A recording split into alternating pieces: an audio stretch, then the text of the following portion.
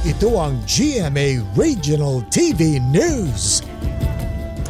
Mainit na balita mula naman sa Luzon, hatid ng GMA Regional TV. Patay sa pamamaril ang isang hinoldap na negosyante sa Santa Maria, Bulacan. Chris, ano ang detalye ng pangyayari?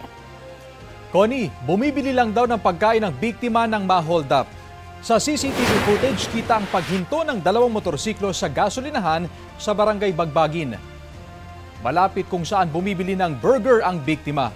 Bumaba ang dalawang angkas ng mga motorsiklo at nilapitan ng biktima.